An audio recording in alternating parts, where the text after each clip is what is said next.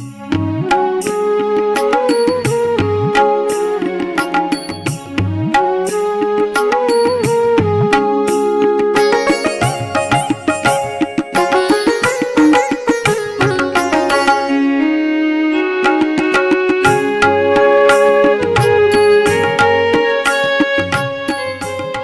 जगन्नाथ।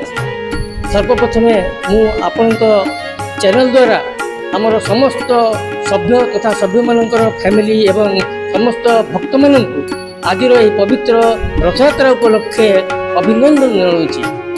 आमर यही सांस्कृतिक समाज रे रथयात्रार विभिन्न कार्यक्रम को विभिन्न एक्टिविटी को समस्ते आमर भागबांट होती।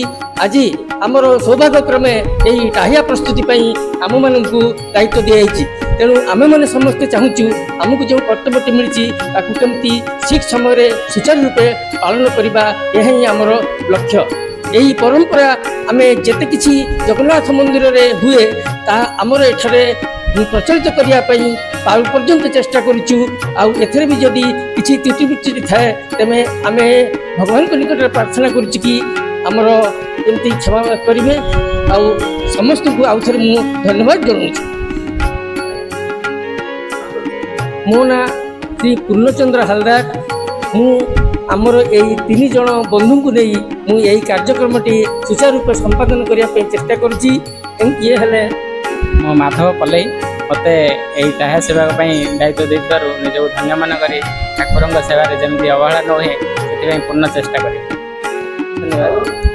मु अनिल कुमार बेहरा नाबार्ड एकाडेमी विशाखापट्टनम ठाकुर टाहिया सेवा और वस्त्र सेवार मत नियोजित करने को ठाकुर पाखे कृतज्ञता।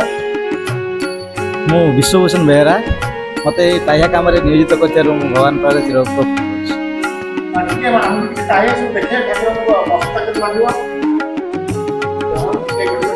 ये हूँ आमर ओडिशार जगन्नाथ पाखे जगन्नाथ प्राय जोटा कि बड़टा ये जगन्नाथ पाखे लगे आउे ये है बलभद्र पाखे लगे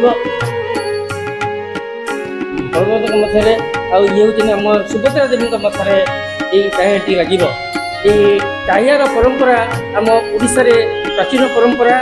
जेपरी आम आप देखिथे ओडिसी नाच हुए ओडिसी नाच रे झील मैंने टाहिया पिंधि था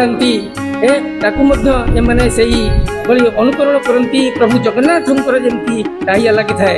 यही टाहिया लगी बहुत पुराकाल चली आसी।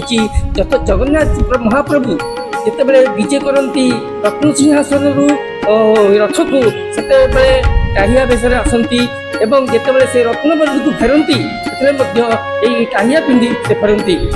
प्राय आमर वर्षक 2 थर जगन्नाथ महाप्रभु टाहिया पिंधती। यह हूँ प्रथम थर स्नान पूर्णिमा जिते स्नान वेदी को आसती से टाहिया पिंधि पहुँडी हो आसे एवं रथयात्रा समय आसती।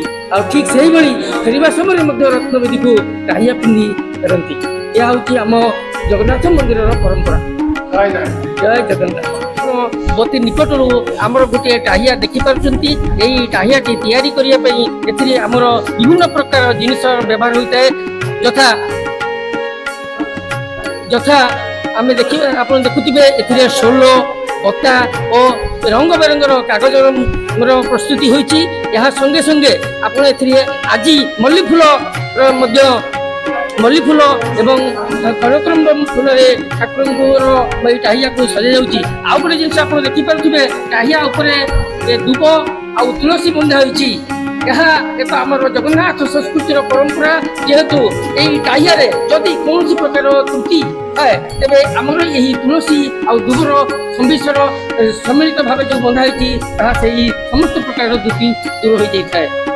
संपूर्ण भाव में टाहिया प्रस्तुति होता है। जय जगन्नाथ।